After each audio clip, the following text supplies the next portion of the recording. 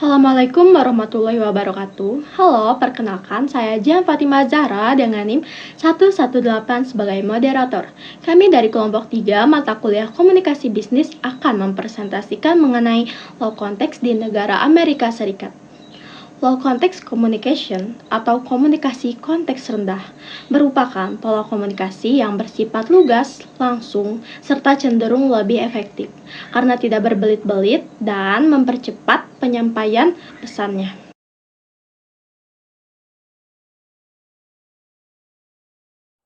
Assalamualaikum warahmatullahi wabarakatuh.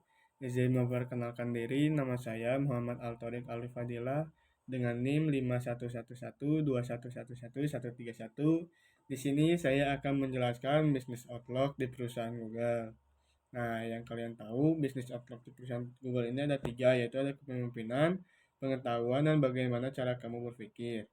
Yang pertama itu kepemimpinan. Ini adalah sebuah penegasan tentang peran pemimpin atau leadership. Nah, di dalam perusahaan Google juga kalian itu harus mempunyai jiwa kepemimpinan di dalam sebuah tim. Bagaimana kalian menjalankan sebagai pemimpin di dalam tim untuk menyelesaikan tugas yang diberikan oleh perusahaan. Yang kedua itu adalah pengetahuan. Memiliki semangat yang tinggi, kreatif, konsisten, berdedikasi, mempunyai kekuatan diri, dan memiliki ambisi atau nafsu yang positif. Bukan hanya sekedar keahlian atau skill semata jika kamu diterima di Google. Nah, pengetahuan juga sangat penting bekerja di Google karena kalian itu harus mempunyai pengetahuan yang sangat luas apa saja yang ada di dalam perusahaan Google, bukan pengetahuan yang sedikit saja karena perusahaan Google itu kan besar juga. Nah, kalian itu harus banyak-banyak mencari apa pengetahuan yang ada di perusahaan Google. Yang ketiga ada bagaimana cara kalian berpikir. Dalam hal ini, tunjukkan kepada Google bagaimana kamu mengatasi masalah yang ada di dalam perusahaannya. Pertanyaan-pertanyaan jangan terpaku pada jawaban benar, tapi fokus bagaimana cara kamu bertindak dalam mengatasi masalah. Nah, dan ini juga penting ya, karena sebelum kalian diterima di perusahaan Google juga akan memberikan pertanyaan, mau kalian apa lulusan terbaik dari kampus kalian atau apa, tapi kalian tidak bisa menyelesaikan pertanyaan yang Google kasih, kalian tidak akan lolos. Nah, kalau misalkan IPK kalian 3, berapa tetapi kalian bisa menyelesaikan pertanyaan atau kasus yang diberikan oleh Google, pasti Google juga akan menerima kalian masuk di dalam perusahaannya. Selanjutnya saya akan menjelaskan tentang work ethics di bagian low contact, yaitu test oriented di perusahaan Microsoft. Jadi ada beberapa etika dalam sebuah perusahaan Microsoft, yaitu dalam etika obrolan profesional untuk grup, yaitu tandai atau juga dikenal sebagai mention anggota grup saat Anda membutuhkan tanggapan. Namun ketahuilah bahwa pemberian tag umumnya dikaitkan dengan ajakan untuk bertindak dan dapat terlihat seperti memerintah jika tidak digunakan dengan hati-hati. Jangan mention seseorang kecuali Anda benar-benar membutuhkannya. Yang kedua, tandai anggota baru untuk menyebut merek ke grup. Mereka akan mendapatkan notifikasi yang akan membantu mereka kembali ke percakapan nanti jika platform Anda mengizinkannya. Bagikan riwayat obrolan dengan anggota baru. Ini akan menghemat waktu, setiap orang dapat mendapatkan anggota baru dengan cepat. Yang ketiga yaitu jauhkan pesan pendek dan ringkas. Pastikan ada nilai dalam setiap pesan obrolan yang Anda kirim. Yang keempat ada akui tanda terima. Gunakan tombol suka atau suka untuk memberitahu orang lain bahwa Anda menerima atau menyetujui pesan mereka. Yang kelima yaitu ada ingatlah bahwa nada tidak selalu diterjemahkan. Jaga agar IM Anda singkat, tetapi hati-hati jangan sampai kasar. Selanjutnya ada hindari mengulangi dari diri sendiri. Banyak platform obrolan memungkinkan Anda menelusuri riwayat percakapan, bebaskan kolega Anda dari keharusan menjawab pertanyaan yang sama 2 kali dengan mencari jawaban terlebih dahulu. Yang selanjutnya Ada beri nama obrolan grup Anda jika platform Anda mengizinkannya. Melakukan hal itu akan memudahkan anggota grup untuk membedakan obrolan Anda dari utas lainnya. Selanjutnya ada etika obrolan untuk obrolan pribadi.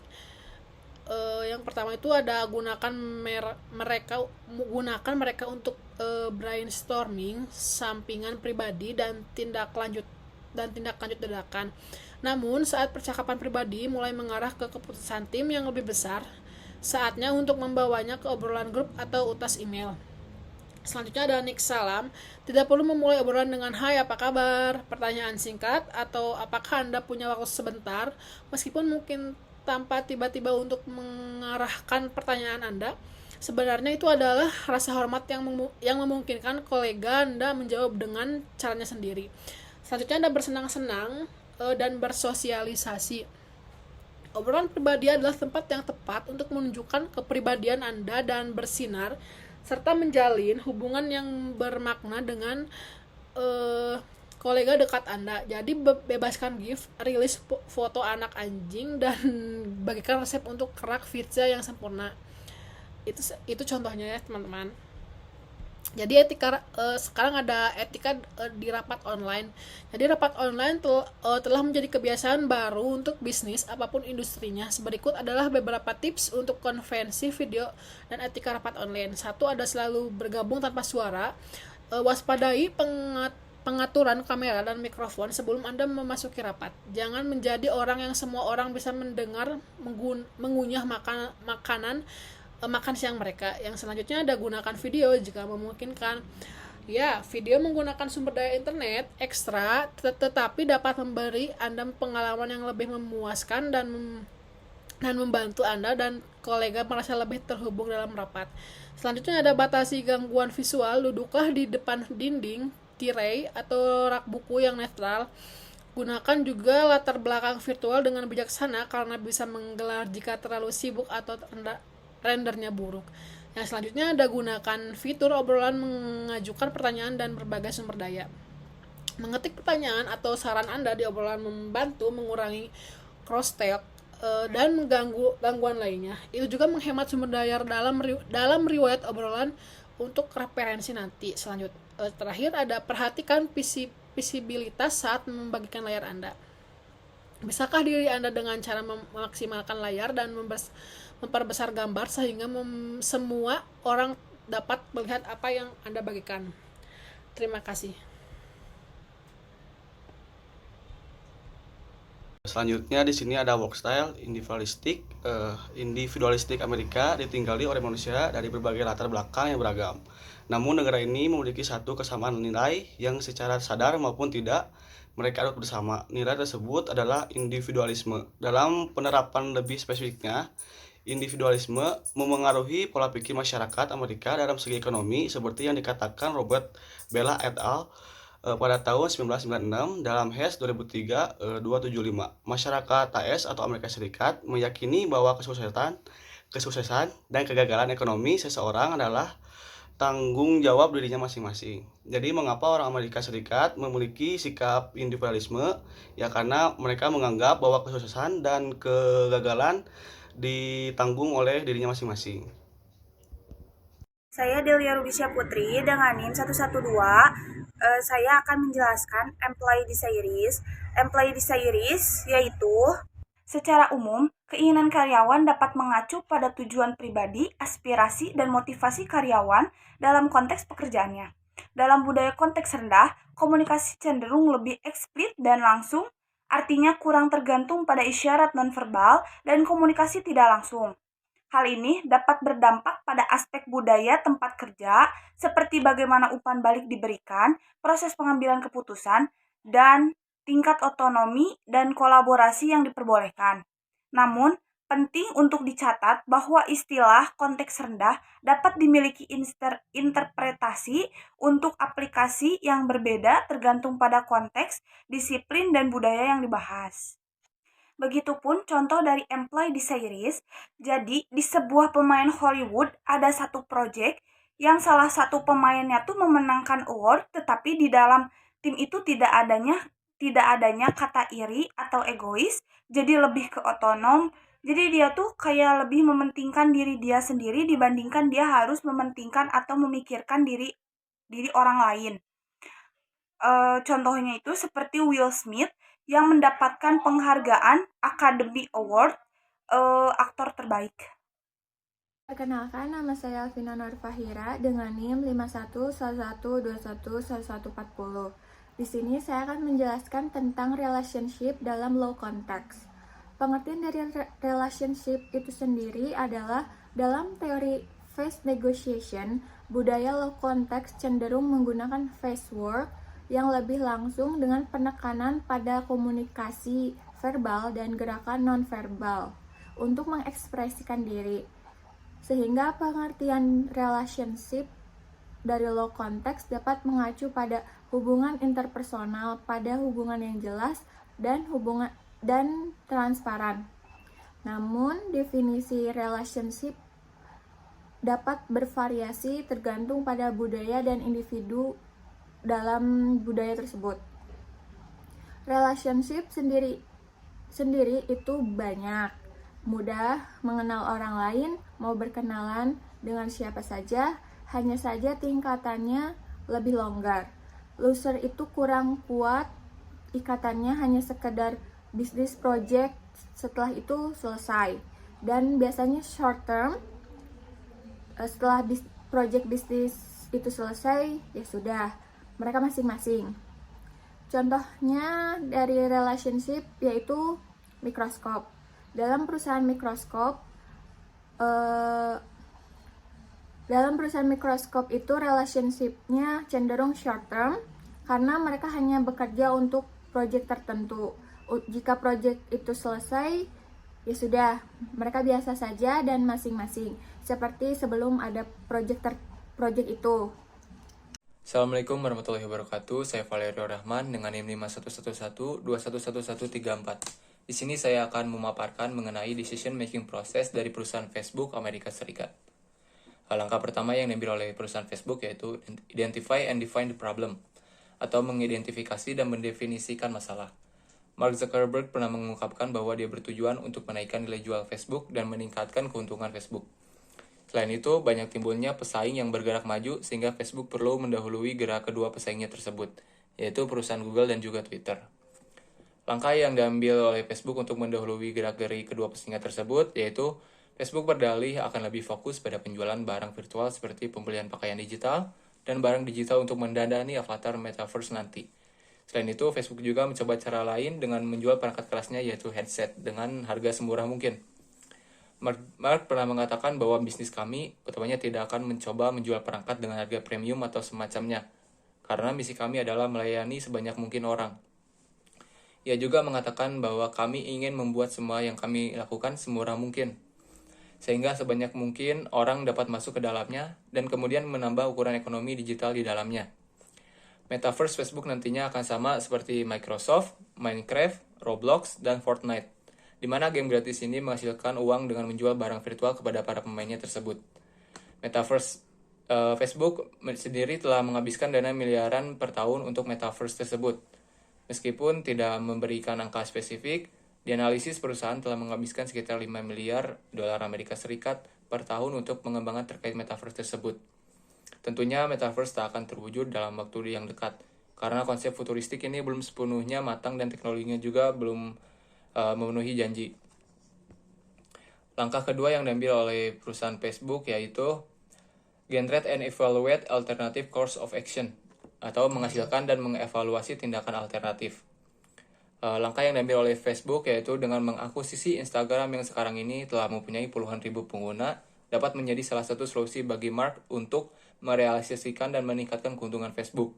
Terlebih lagi, sekarang pengguna Instagram merupakan pengguna perangkat terbesar di dunia, yaitu Android dan iOS. Menjadi salah satu alasan Facebook berani mengalokasikan dana yang sangat besar untuk sekedar membeli satu aplikasi saja. Mark pun menanyakan berapa besar uang yang dibutuhkan untuk membeli aplikasi seluler seperti Instagram dan Pet. Facebook mengakuisisi Instagram sebesar 1 miliar US dollar pada 2012, sementara Pet sudah ditutup karena kalah bersaing. Mungkin sekian dari yang saya paparkan. Wassalamualaikum warahmatullahi wabarakatuh. Selanjutnya, pada poin komunikasi terdapat dua jenis, yaitu verbal dan nonverbal. Pada komunikasi verbal, umumnya orang Amerika selalu memperhatikan kata-kata yang orang gunakan untuk menyampaikan gagasan, informasi, juga perasaan. Dan pada komunikasi nonverbal terdapat contoh diantaranya. Yang pertama, menggelengkan kepala atau head shake, yaitu situasi di mana orang tersebut mengartikan ketidaksetujuan atau penolakan, yaitu no. Dan yang kedua, isyarat jari melingkar, tandanya setuju, oke, bagus. Yang berarti tergantung topik yang sedang Ini Ardi Rahman Permana dengan NIM 511211126 izin menjelaskan tentang planning horizon yang di Amerika Serikat.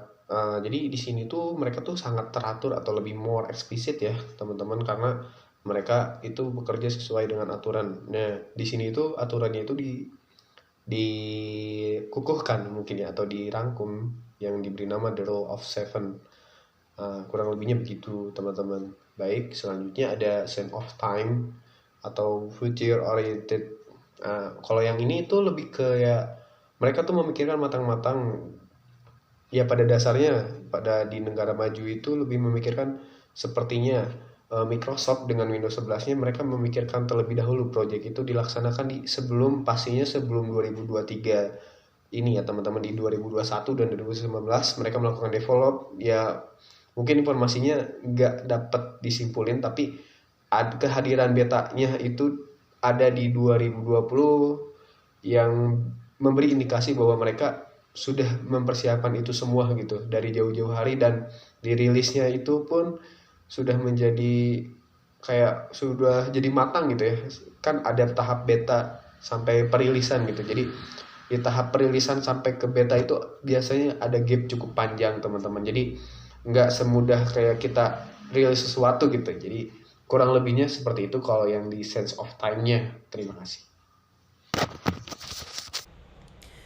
Di sini saya akan menjelaskan tentang view of change di bagian low context, yaitu jadi change over tradition. Jadi saya mengambilnya yaitu Windows, dan saya akan menjelaskannya. Keunggulan sistem operasi Windows itu yaitu mudah digunakan, kedua kompatibel dengan banyak perangkat, ketiga plug and play.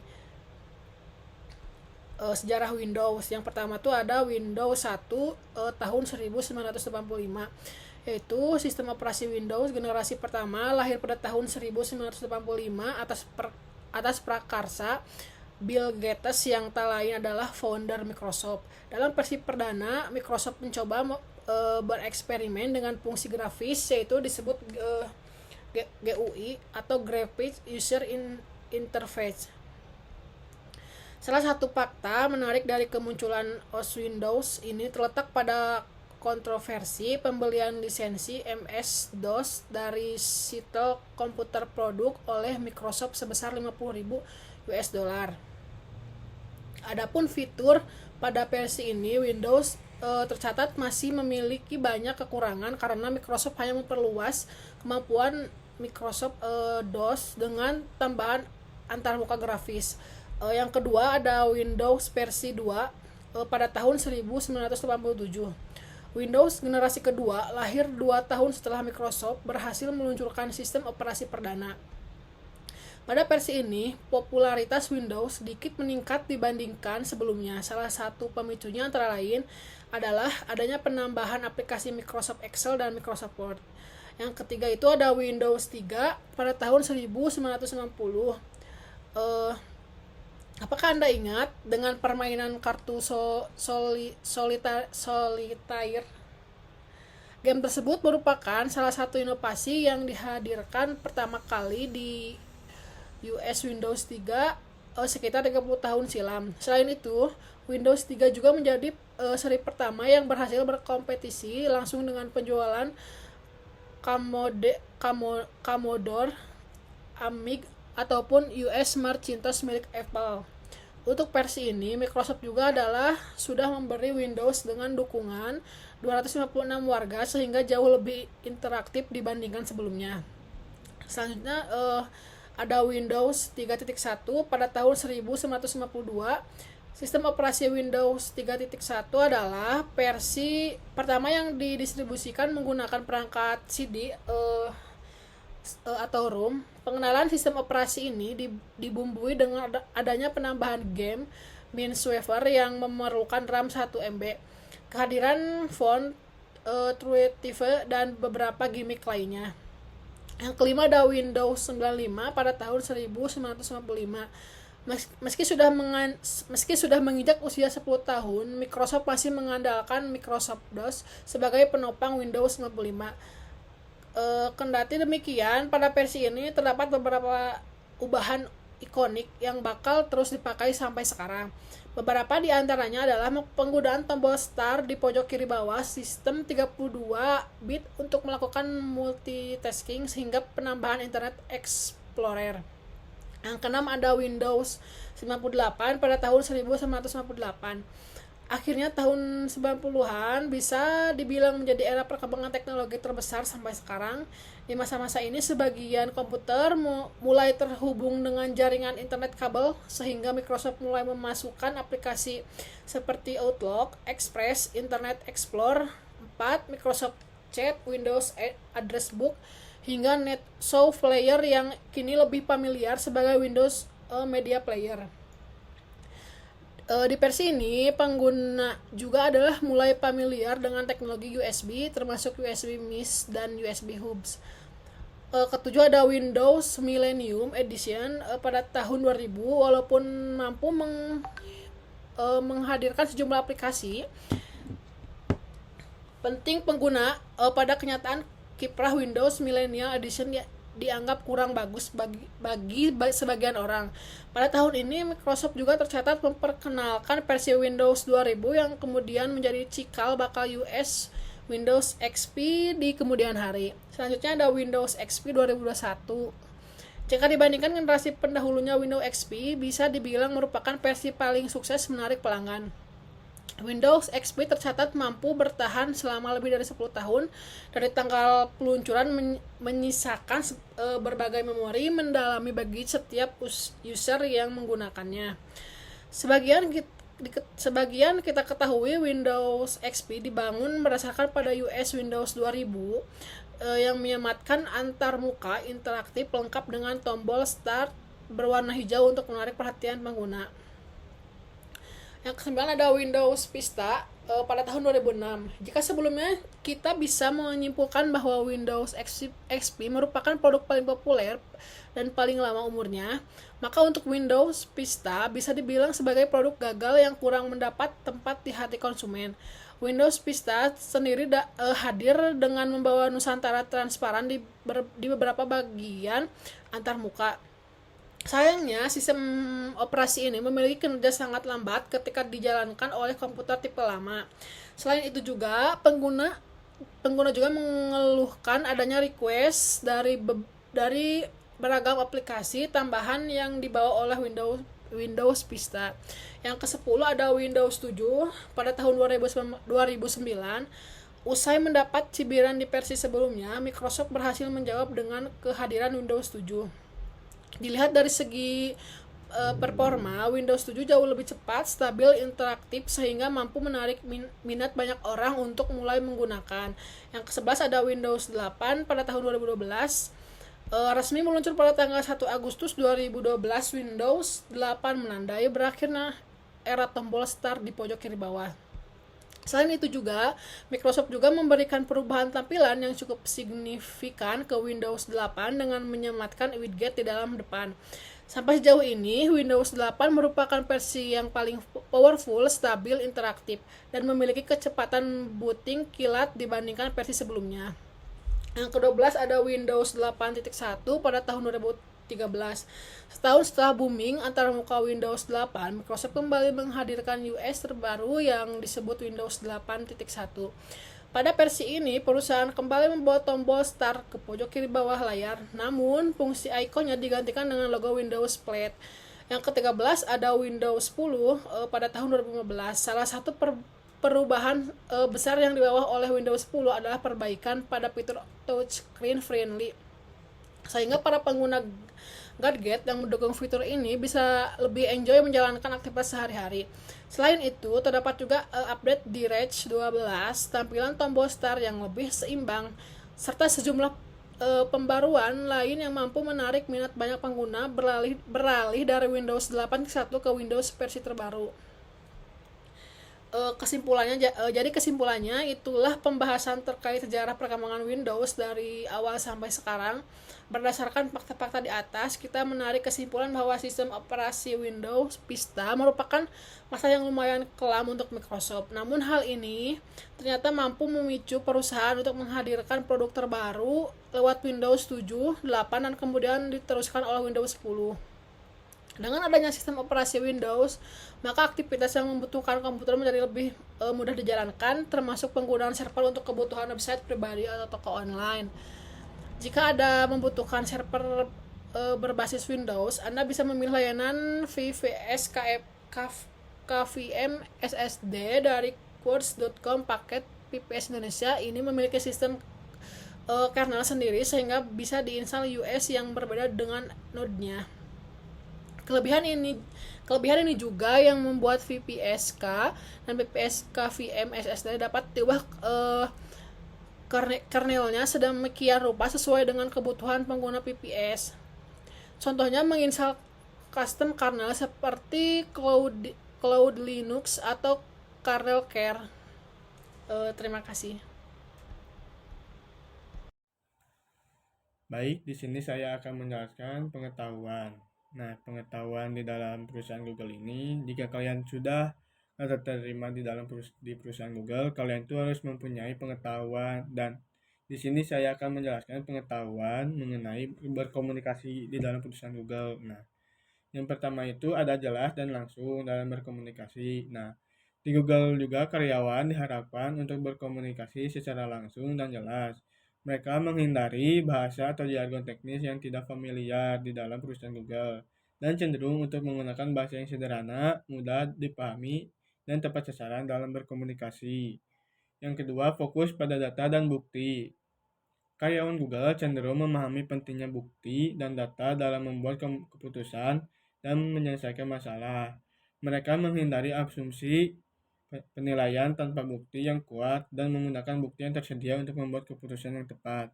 Yang ketiga itu terbuka terhadap umpan balik.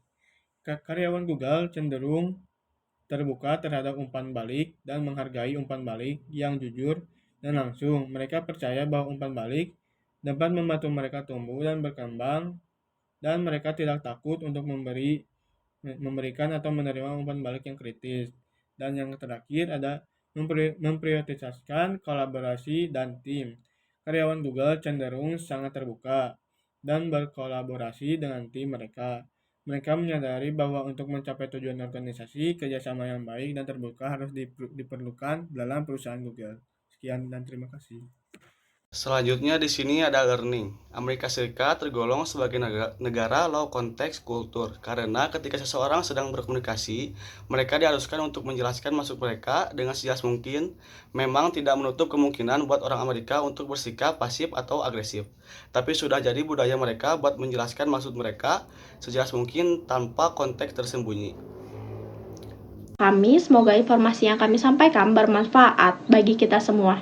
Wassalamualaikum warahmatullahi wabarakatuh.